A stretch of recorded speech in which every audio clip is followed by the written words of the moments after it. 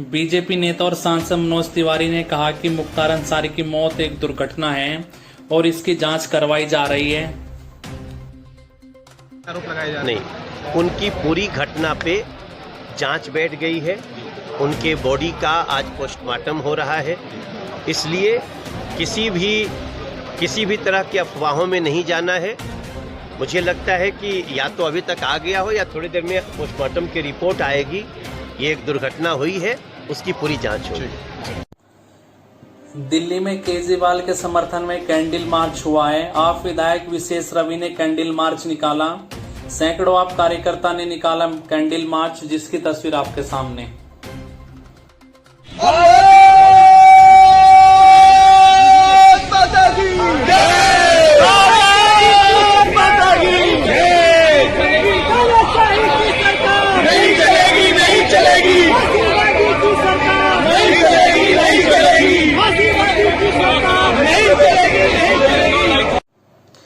इस वक्त मुख्तार अंसारी का सामान भदोई पहुंच चुका है। भदोई से वाराणसी की तरफ जा रहा है काफिला। 26 गाड़ियों का काफिला आगे पीछे चल रहा है। मुख्तार के परिवार की गाड़ी काफिले के बीच है। 2 एम्बुलेंस, 2 वज्रवाहन भी काफिले में शामिल है। कड़ी सुरक्षा में गाजीपुर ले जाया जा रहा है सब। कल गाजीपुर में सुपर्दे खाक हो गए मुख्तार। काली खान कब्रिस्तान में दफनाया जाएगा मुख्तार अंसारी को।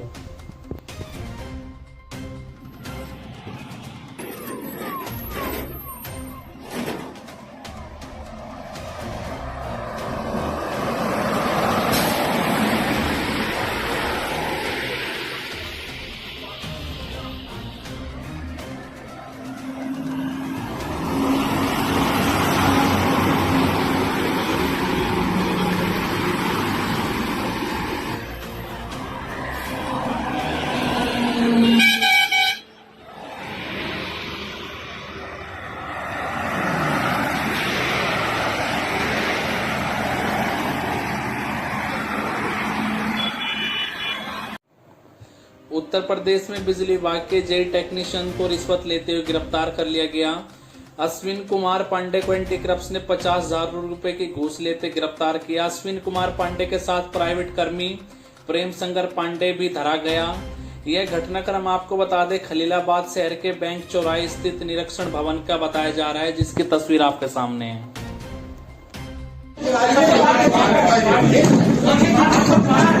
वहाँ बैठा मैं क्या जानूं?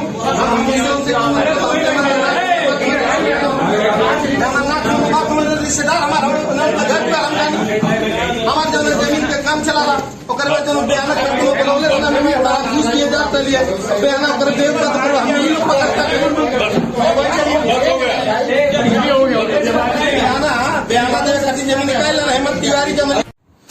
इन दिनों दिल्ली के मुख्यमंत्री अरविंद केजरीवाल ईडी की हिरासत में है। अरविंद केजरीवाल की पत्नी सुनीता केजरीवाल ने दिल्ली में एक कैंपेन लॉन्च किया है, जिसका नाम उन्होंने केजरीवाल को आशीर्वाद रखा है। आइए सुनते हैं सुनीता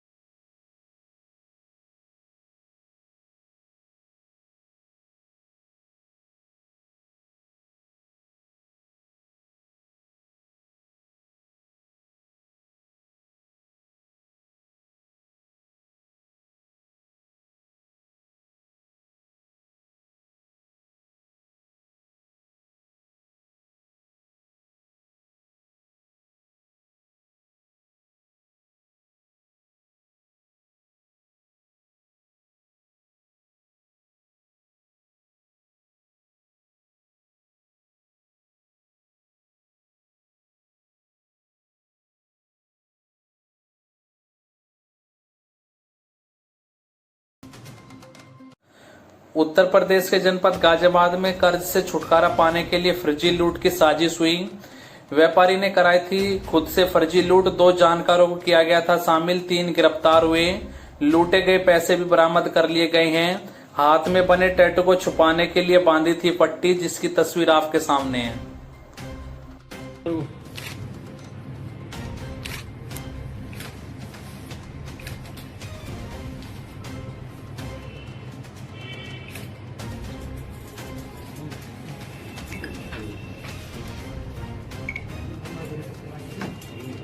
मुख्तार अंसारी की मौत को लेकर केंद्रीय मंत्री अनुराग ठाकुर और असुद्दीन ओवैसी क्या कुछ कह रहे हैं मीडिया को, आइए सुनते हैं। कुछ भी बयान देते रहें, मैं इतना ही कहूँगा, मेडिकल जांच हो चुकी है, न्यायिक जांच मांगेंगे तो वो भी हो जाएगी, उसमें कोई दिक्कत नहीं। सच जानने का हर किसी का है। आज अगर 25 साल के युवा को हार्ट अटैक आ जाता है, किसी को 35 साल वाले को 30 साल, ये होता है। और जो भी हुआ होगा वो सच सबके सामने आया है। लेकिन अपनी राजनीतिक रोटियां सेकने के पीछे ये भी तो बताना चाहिए कि आखिरकार इतने वर्षों से जेल में किस अपराध के चलते थे। वो खौफ, वो गुंडागर्दी, वो अत्याचार, वो कौन देता था और कौन संरक्षण देते थे? बताए ना, सपा, बसपा और कांग्रेस। और मैं राय साहब से पूछता हूं कि उनके परिवार के साथ जो घटा, ऐसे अनेकों परिवारों के साथ हुआ।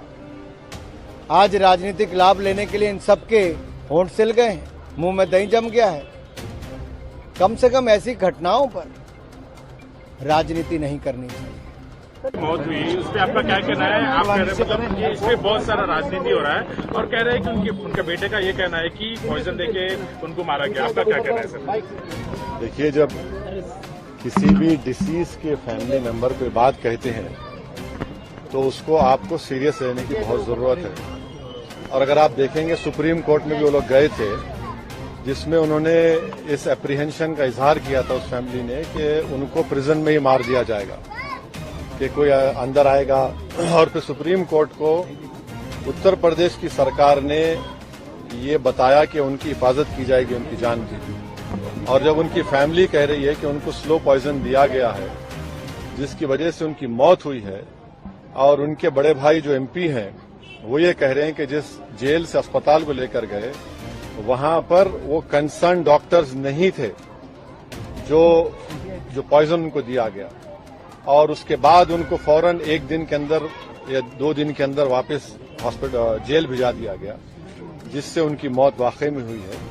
तो मैं ये चाहूंगा कि इसकी एक सही तरीके से इंडिपेंडेंट इंक्वायरी हो और जो फैमिली कह रही है उसको सीरियस लेने की जरूरत है।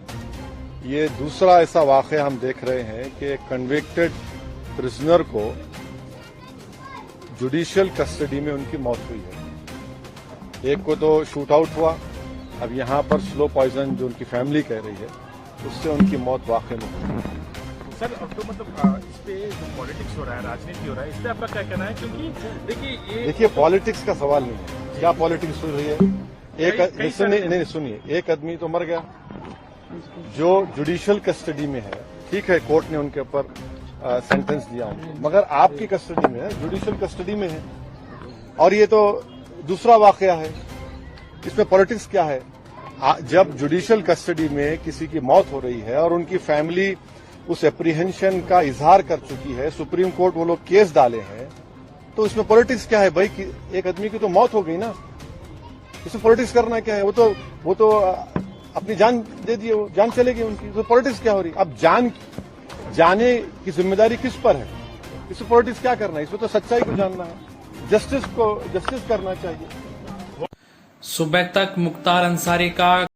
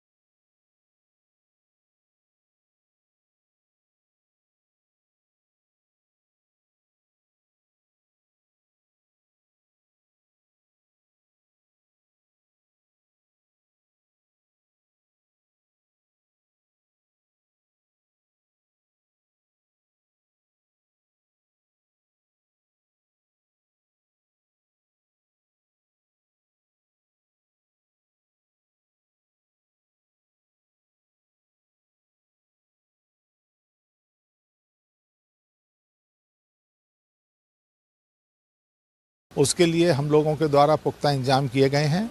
लेकिन लोगों से अपील है क्योंकि इस समय सामान्य लोकसभा चुनाव की आचार संहिता लगी हुई है और उसका अनुपालन कराया जा रहा है। अगर उसका कहीं भी उल्लंघन किसी भी रूप में होता है या कहीं इस तरह के कोई माहौल बिगाड़ने के लिए किसी इस तरह के वक्तव्यों का इस्तेमाल कहीं किया गया किसी के द्वारा और वो पुलिस के संज्ञान में या प्रशासन के संज्ञान में, डीओ के संज्ञान में आएगा तो उस पर जो नियमानुसार है वो भी कार्रवाई की जाएगी। लेकिन अभी पूरे जनपद में बिल्कुल स्थिति सामान्य है। उत्तर प्रदेश की राजधानी लखनऊ में कल से आईपीएल का आगाज होगा। अटल बिहारी वाजपेयी का क्रिकेट स्टेडियम तैयार है। कल शाम 7:30 बजे से लखनऊ और पंजाब का मैच होगा। आपको बता दें लखनऊ में इस बार 7 आईपीएल मैच खेले जाएंगे। राष्ट्रपति द्रौपदी मुर्मू कल भारत रत्न को करेगी सम्मानित। कल सुबह 11 बजे राष्ट्रपति भवन में करेगी सम्मानित। कपूर ठाकुर पीवी नरसिम्हा राव मरणोपरांत सम्मान दिया जाएगा। आडवाणी को 31 मार्च को उनके आवास पर जाकर करेगी सम्मानित।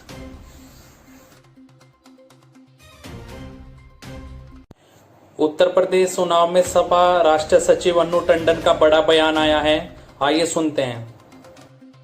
Thank you. Ma'am, Mukhtar Ansari की मौत पर पूर्व सांसद धर्मेंद्र यादव उन्होंने साजिश बताया है पूरी घटना को, तो क्या समाजवादी पार्टी मुख्तार अंसारी के साथ खड़ी है? मेरे ख्याल से जैसा मुझे समझ में आ रहा है मुख्तार अंसारी के साथ पार्टी ही नहीं, कोई भी देश का जना होगा, इंसान की फितरत और इंसान की जो तौर तरीके उसके ऊपर नहीं कोई विवाद है कि भाई वो बहुत अच्छे थे बहुत बुरे थे, उसका सवाल ही नहीं पैदा होता। लेकिन सबसे बड़ी बात है और सबसे अहम बात है वो एक हिंदुस्तानी थे। अगर हिंदुस्तानी के साथ ऐसा हो रहा है तो स्वाभाविक है सब लोग उनके साथ खड़े हैं। Thank you. उत्तर प्रदेश लखीमपुरी में 2 नेपालियों के पास से नकदी बरामद हुई है। आगामी लोकसभा चुनाव के दृष्टिगत लगातार भारत नेपाल सीमा पे पुलिस के द्वारा सघन चेकिंग और पेट्रोलिंग की जा रही है। ग्राम बंदरबराड़ी थाना चंदन चौकी में एक गुबरौला घाट पे पुलिस का बैरियर स्थापित हुआ है, जिसमें लगातार पुलिस की चेकिंग हो रही है। आज दिनांक 29 मार्च को 2 व्यक्ति जो नेपाल की ओर जा रहे थे उनकी चेकिंग की गई, तो उनके पास से अवैध रूप से नेपाली मुद्रा व भारतीय मुद्रा ले जाना प्रकाश में आया। कुल 2,08,000 रुपये नेपाली मुद्रा व 13,000 भारतीय मुद्रा ये दोनों व्यक्ति के पास से चेकिंग दौरान पाई गई। तत्काल जो उड़न दस्ता है फ्लाइंग स्क्वाड टीम जो चुनाव के दृष्टिगत गठित की गई है, उनको सूचना दी गई, वो लोग मौके पहुंचे, उनके द्वारा जांच की गई व उन व्यक्तियों के पास से कोई प्रपत्र उनके द्वारा कोई प्रस्तुत नहीं किया जाता है। उनसे वो इसके संबंध में कोई समुचित प्रश्न का उत्तर वो लोग नहीं दे पाए कि ये पैसा किस मकसद उनके द्वारा कैरी किया जा रहा था। नियमानुसार जो उड़न दस्ता के द्वारा उक्त व्यक्तियों के पास से बरामद मुद्रा को सीज किया गया, वन विधिक कार्रवाई इसमें की जा रही है। आनंद कुमार का कहना है अगर जीत जाते तो मुजफ्फरनगर वालों को अगले 5 साल तक ब्रेकफास्ट लंच डिनर मुफ्त खिलाते। वो तो बाइक का क्लच टूट गया और नामांकन पत्र जमा करने का टाइम नहीं मिला। आइए सुनते हैं ये क्या कुछ कह रहे हैं। आनंद कुमार एडवोकेट। क्या करने आए थे आज आप जिला कलेक्टर? लोकसभा क्षेत्र मुजफ्फरनगर के भावी कर्मठे जुझारू उम्मीदवार है, निर्दलीय। तो पर्चा भर पाए? पर्चा भरने में थोड़ा लेट हो गई, मेरी बाइक खराब हो गई, रास्ते में क्लच का तार टूट गया और किक टूट गई, तो इसलिए 1 घंटा लेट हो गया। रहने वाले शामली जनपद के हैं, यहाँ पर्चा रहने वाले हम जिला शामली के रहने वाले हैं और यहाँ से पर्चा दाखिल कर रहे थे जमा करने। क्या वजह है जो वहाँ से यहाँ आए? वजह ये है मैं जिला बड़ा मुजफ्फरनगर में 6 विधानसभा है और ये लोकसभा में तो 5 ही होता है। आगे बड़ा जिला है ये, हमारा जिला छोटा है क्योंकि इसमें से ही वो निकला है। अच्छा, क्या क्या मुद्दे थे आपके अगर आप पर्चा भर? मेरे मुद्दे मैं जरा बोल के मोबाइल में बोल के बता रहा। वैसे बता दो यार। नहीं मोबाइल में बोल के बता रहा, मोबाइल में बोल के बता, मैं ऐसे नहीं बता सकता मैं, क्योंकि मेरे पास है ना, बताने से ही पता लगेगा। रुक जाओ जरा। हाँ जी, मुद्दे बताइए। पहले नंबर पे है बेरोजगारी दूर करने की समस्या का समाधान करने का उद्देश्य।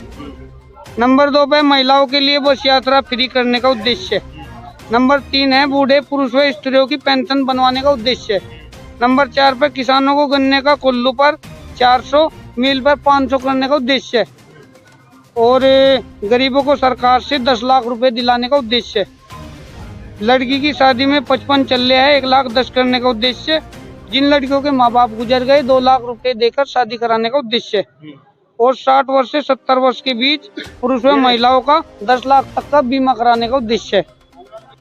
और जनता के लिए 5 वर्ष तक सुबह का नाश्ता, लंच, डिनर कराने के लिए व्यवस्था करना। इसका मतलब 5 साल तक हम सांसद अपने कोटे से जनता को खाना खिलावेंगे, lunch, dinner, breakfast, lunch, dinner. तो अब तो इंतजार करना पड़ेगा 5 साल। अब इंतजार करना पड़ेगा। ये सभी उद्देश्य है। जीतने के तुरंत बाद संसद में पहुंचकर इन उद्देश्यों को पूरा करने का प्रयास किया जाएगा। लेकिन अब तो पर्चा नहीं भरा गया आपका। पर्चा नहीं भरेगा, कोई बात नहीं, हिम्मत तो नहीं हारते। अगली बार देख लेंगे। विधानसभा क्षेत्र के भावी कर्मठे जुझारू उम्मीदवार फिर पधार रहे हैं। ठीक है जी, ठीक है, और कोई दिक्कत तो नहीं। बस खाओगे क्या, वो तो मैं अपने आप देख लूंगा। इतना तो बजट है मेरे पास। अच्छा, बजट है कहने का तो यही है बात। मैं बहुत परेशान हुई इस वजह से कि पर्चा दाखिल नहीं हुआ, यही है। उत्तर प्रदेश में कोर्ट ने बुलंदशहर के बीजेपी जिला अध्यक्ष विकास चौहान, विधायक लक्ष्मीराज सहित 6 लोगों को 22-22 महीने कारावास सजा सुनाई है। साल 2014 में व्यापारी हत्याकांड को लेकर इन्होंने अस्पताल पर हंगामा किया था। 2 साल से कम सजा होने की वजह से सभी को हाथों हाथ जमानत